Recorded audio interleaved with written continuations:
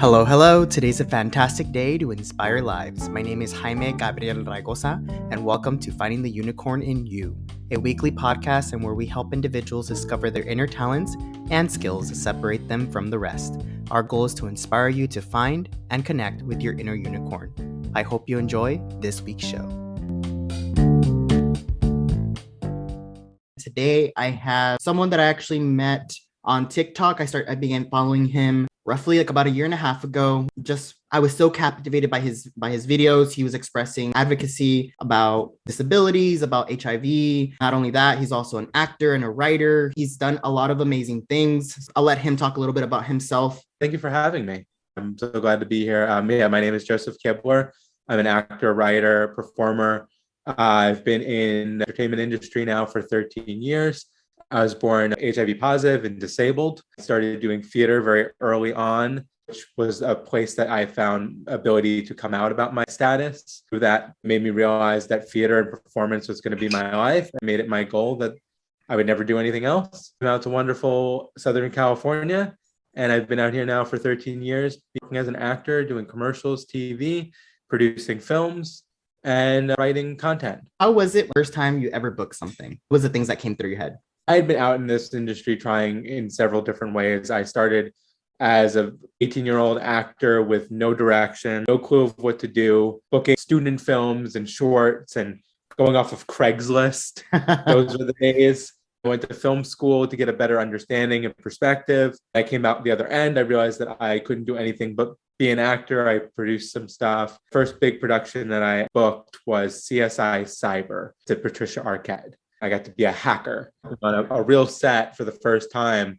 Was wonderful. And it was this moment of not only was it validation for the amount of time that I'd been out here where you don't get success or you don't get paid for that time, also just a validation that I was on the right path and there was going to be representation of people with disabilities on screen like I had looked for. I grew up in a situation where I never saw anyone with a disability on TV, to the point where I felt like, oh, maybe just disabled people don't want to be actors.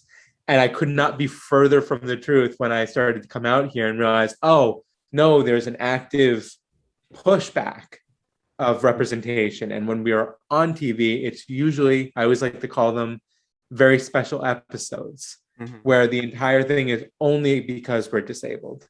And the characters are based in our disability, as opposed to having real lives that move through the story and affect it. And we're not just props. We're not just chairs or crutches or a cane. That was a wonderful experience because it was a character that had more development. And it was a chance to be beyond, I got to be the bad guy. I was the hacker. I got arrested by the FBI. It was a whole thing. Got to hack away in the LA River as one does, where they did Grease and Terminator and all that. I actually saw that episode, and like I said, I had to rewatch it, and I was like, he looks so familiar. Where have I seen him? And then later I was watching a TikTok, and I was like, oh my goodness, I follow somebody famous. So how was that experience? Because back then there was very little representation with individuals with disabilities. Was it difficult to book that, and any barriers while you were set? It was a different time period. Now we're heading towards authentic casting more and more. It's more of the rooms are filled with disabled actors. I get to know a lot more disabled actors these days than when I first started. Back in those rooms, a lot of the time you're sharing the space with able-bodied actors that they're going to just put in a chair. It is a lot more of a difficult path because when you're 16 and you're trying to get a job as a waiter, but they're like, oh, well, we need to have 7 years of waiting experience. Yes. Like, well, I can't do that. So unless you start giving me the experience, we can't move forward. And a lot of the time, our barrier was, well, they're not a known name. They're not famous. Why would we book them? It's like, but you're the step for that. You're the stepping stool to allow success and fame to then make this no longer the cycle we're stuck in. It's like you have to then allow unknowns who are actors with wheelchairs or actors with disabilities to get these parts so that we can then become names, so that we don't get stuck in this endless cycle. In terms of doing the show, I've had the very good blessing of all my sets have been not only accessible, but very friendly, very welcoming, treating me as an actor, as an equal, as opposed to just there for the day to fulfill a need. Or forget Patricia Arquette day one of working with her, actually turned to me and said, "What do you think of the scene today? Like, give me the time of day." She had questions to the director. We had a rewrite the night before, which is what you learn as an actor. Don't memorize too well, because literally the night before they changed the entire scene. They changed everything. And so I had to relearn everything. He was asking me questions like, "What do you think of this scene? Do you think it's better than the previous one? We should talk to the director and let's dissect this." And just including me and even caring, I'm a guest star on this one episode. She didn't have to do that. I've had a lot of luck with wonderful co-stars and talent that have always treated me equally. That's amazing. I was seeing your videos and you were saying things that kind of irks you, people opening the door or people that ask you the questions, well, how did you get that way? Or things of that nature. Nice to know that there are people out there in these professions that won't kind of stigmatize you and treat you that way, that they will actually treat you as equal. Yes, I would say the only thing that comes out of this is often I find the opposite, where, people who are celebrities or actors in general get a special kind of treatment. But then when you're someone with a disability and people are very attentive to you in general, to a point that can be a little overwhelming, it's like you're doubling up the attentiveness. It's almost the opposite effect where you can't move without someone being like, "Let me get that for you. I'll get you your food. You stay right here. Don't even worry." So many sets where I've had someone like on my back with a chair waiting for me so I could sit down at any moment. And eventually it's like, okay, like we got to find a balance here. There's got to be a middle. So that can occur. And that's just doubling up on how people perceive disabilities and then how people put status of actors and performers above other people. The main theme of this podcast is finding the unicorn in you. I'm trying to encourage individuals to really hone their talents. And if they want to do something, go get it. They have raw talent, but they're scared to make that step. They see the barriers in front of them and they're like, you know what, that's going to be too hard. I can't do it. What are some qualities that an individual has to have or develop to be able to do what you're doing, to be able to put themselves out there and go into acting or advocacy or in all of these roles that you do? I think this is twofold. One, being honest with themselves and having a real heart to heart in that you have such a little time on this earth. I always say I'm lucky because I've had a lot of hardships in a way that have made me face reality very quickly. Really, that should be hard. It should be sad. But for me, it wasn't. Like, I was told I was never going to live past 4. I was told that I was never going to walk. I felt from my community that no one had any preconceived notions or expectations of me.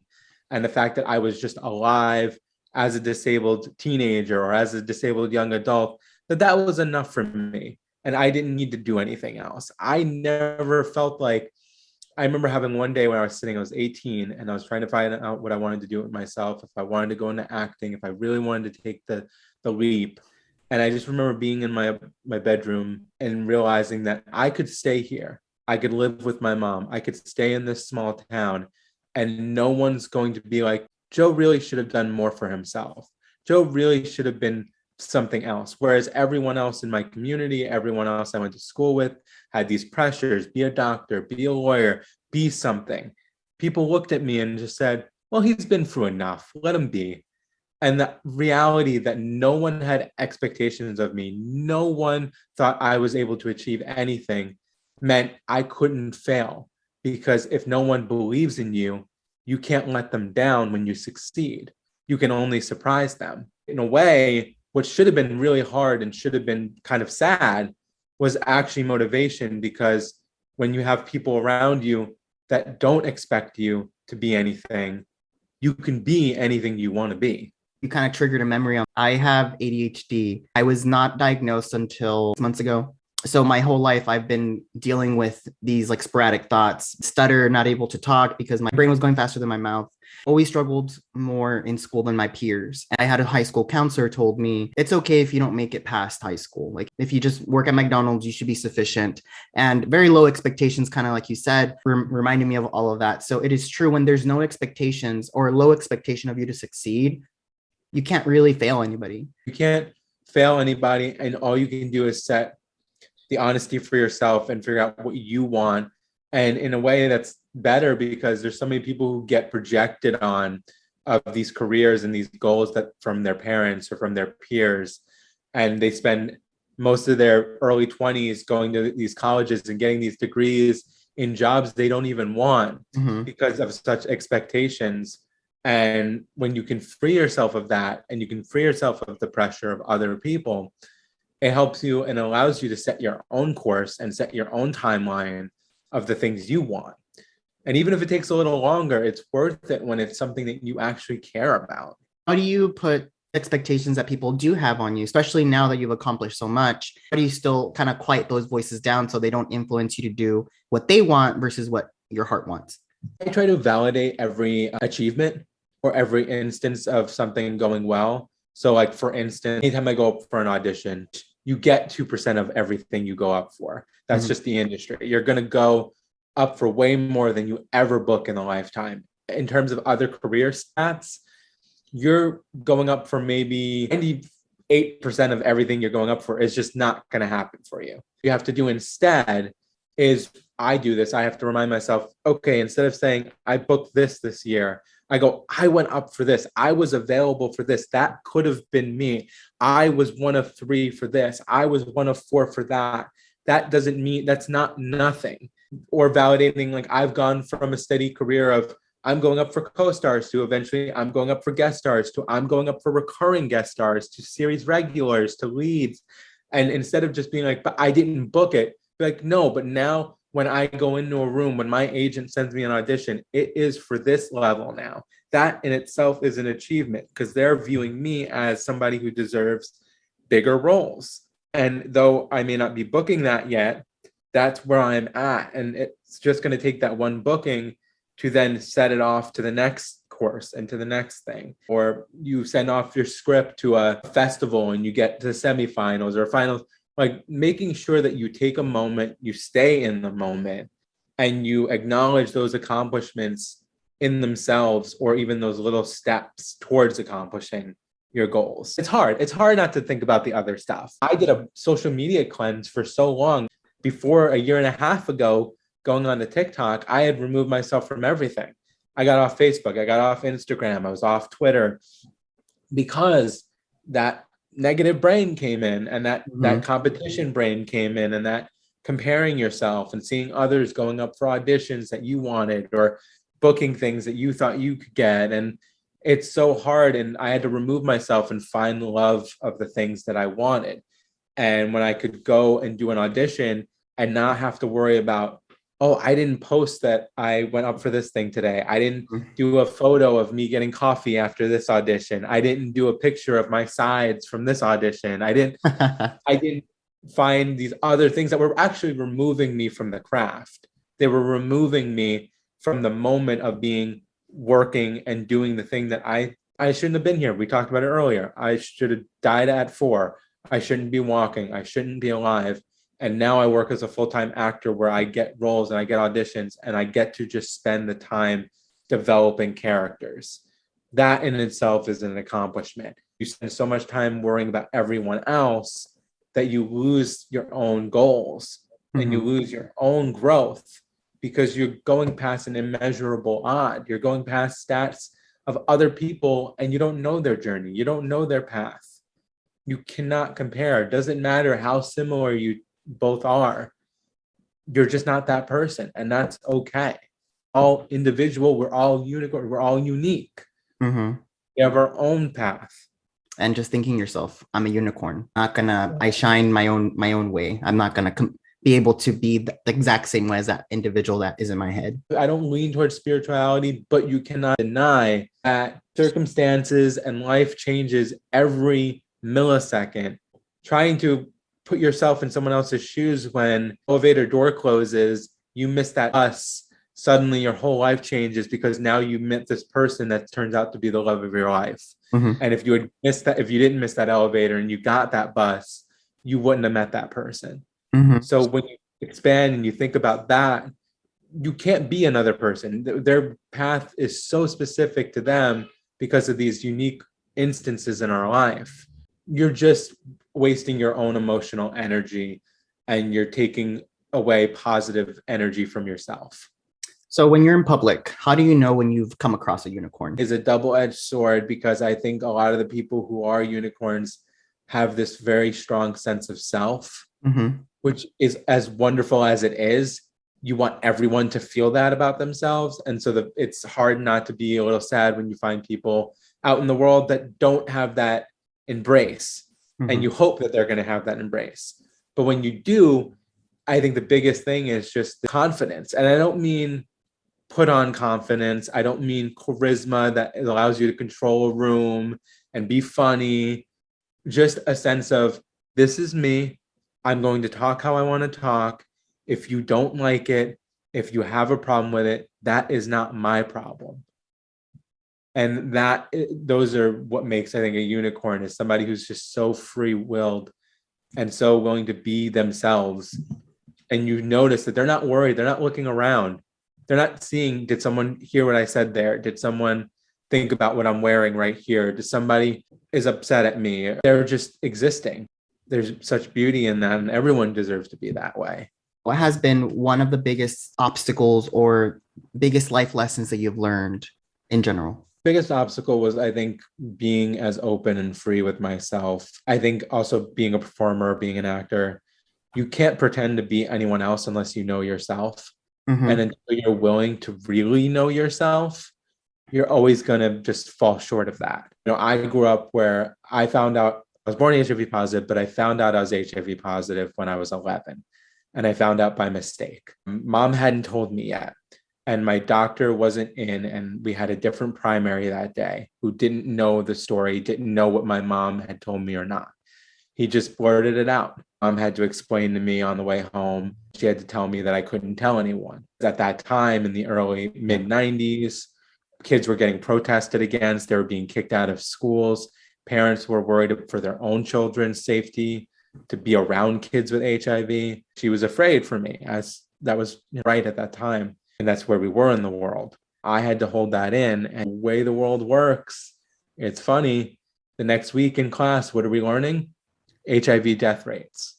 We're learning about HIV health and education. And I'm sitting there as an 11-year-old. This is the thing I didn't even know I had. And now I'm hearing that 50,000 plus people die of it every year. And I can't tell anyone. Held that in all the way until I was 17. Started getting into theater. And anyone who's done theater knows it's like therapy. On the day we had a class, we were doing an exercise. My teacher at the time, she wanted everyone to go up and tell their students something we've never told anyone. I'm sitting there like, this is it. There's never going to be another time that's a literal platform for me right now to share this. Mm-hmm. And I went up on the stage and I said, my name is Joseph Kibler and I'm HIV positive. Doing that freed me of so much fear, of so much guilt, of so much worry, that it allowed the space for me to become myself. It allowed me to understand who I was, and it freed me of that. And I think that was one of the toughest things I could have done. But beyond that, I started to find myself. I started to gain confidence. I got to the point where basically by the time I was in my 20s, it was like, hey, I'm Joseph. Oh, by the way, I'm HIV positive. Like, let's just get it out of the way. Let's not make this a big deal. If it's something that you can't handle, whether it be a friendship or a relationship, I don't have time for it. And that's fine. And you're allowed to have your thoughts, but I'm not going to take up my personal energy and my personal time on people who can't understand me. That changed the course of my whole life. The way you're saying it, it just kind of sounds like you have to come out every single time. Like, hey, I'm Jaime, I'm gay.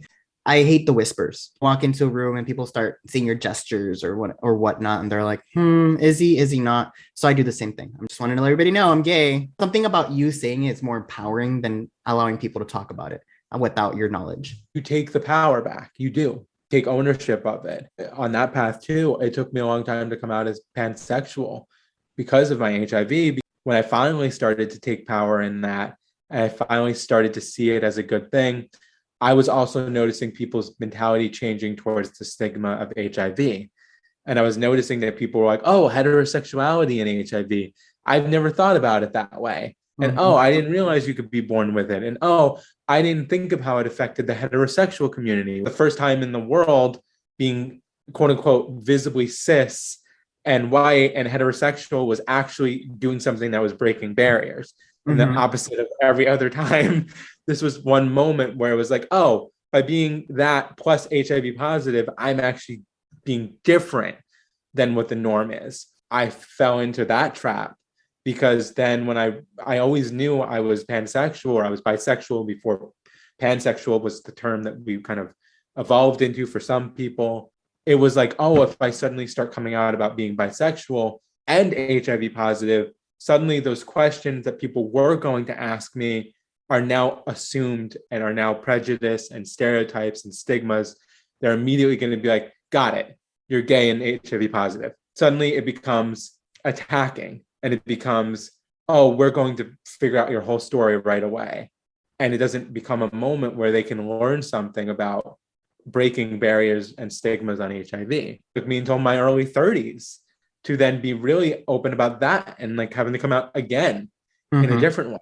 To define myself by educating people, which is not how we should exist.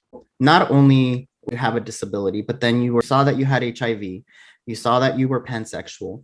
Each one has its own set of difficulties that come with it. I think all of these made you the unicorn that you are today. You learned so much through all of that diversity of what you come through. You met different people you probably wouldn't have met in the past because of that. Those are things that I think makes you a fantastic unicorn. A little bit more reflective, what do you think makes you a unicorn? Perseverance. That there's one thing, I've managed through all that. And I really try very hard, even when I'm on TikTok and there's a lot of anger and a lot of hate, to never feed into that and to never remove myself from being positive. I do take pride in the fact of like, I'm not going to stoop. I'm not going to be mean back because it may feel good in a moment. I'm going to always be who I am because I've spent 33 years just trying to fight to stay here.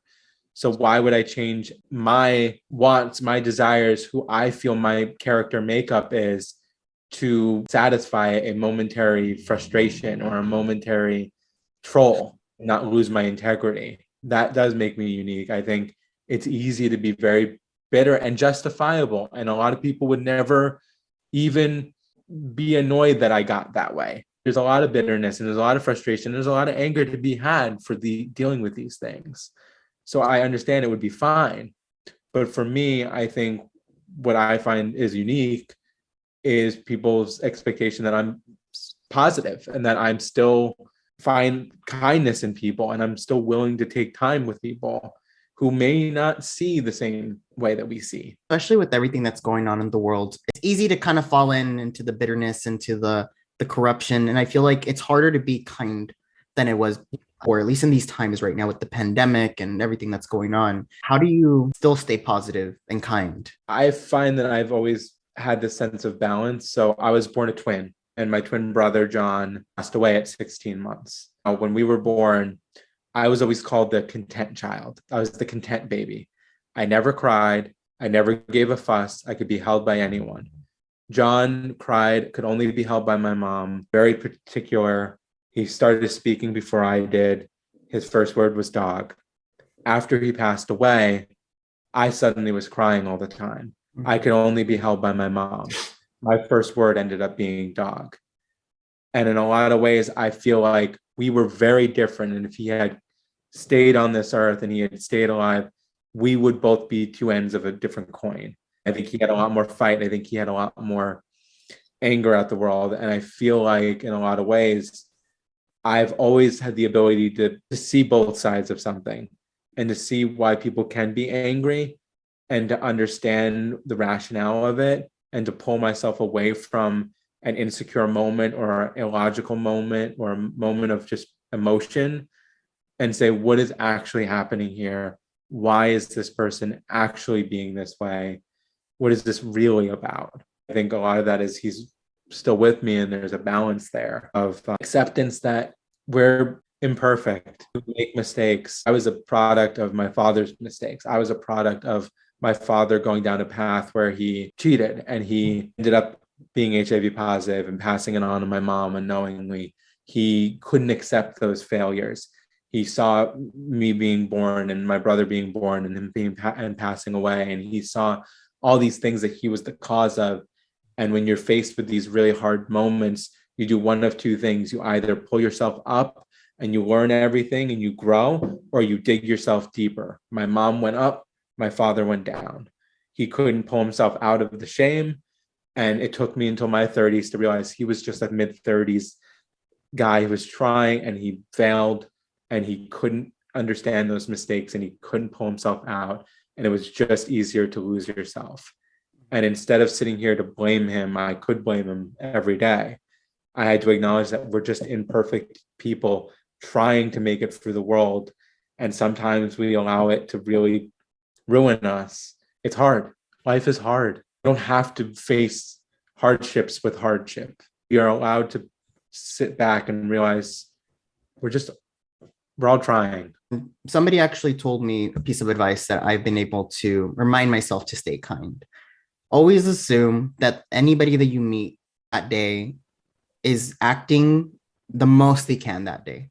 Everybody has a certain level percentage of functioning, and you don't know what happened in that person's life that lowered the percentage to 5%. The best that they can do that day was with an attitude or whatever. Doesn't mean that that makes them a bad person. It's just during that day, they're functioning at a low percent. Tomorrow, they might function at 100%. So always be kind with people because you never know where they're functioning. You don't. I always like to say people are like a bad parking spot. Pull into a grocery store and you see someone parked over the line and they're slanted and you're like, wow, how did you do this?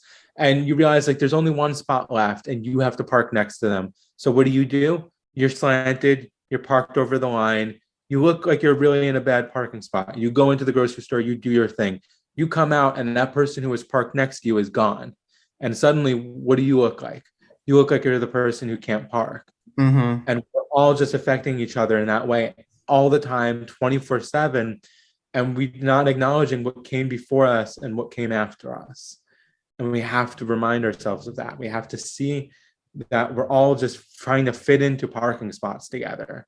I love that analogy. I'm going to start using that. If you had to pick one or two individuals or a set of individuals in your life that are the unicorns that inspired you and helped change you to be the person you are today, who would those individuals be and why?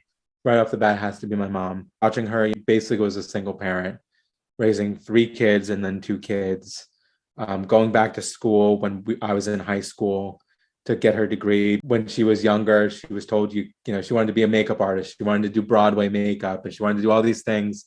And at that time, she was like, very classic Catholic Italian and was told, like, you got to be the wife, you got to be the mother. And for her to take the time and go back to school and to have her strength, take care of us. She is still that for me. And her fight to just be here is enough to do that. Other would be probably a collective of my mentors when I was in theater camp, when I was younger, who emboldened me with the power to find myself and be myself in a lot of ways.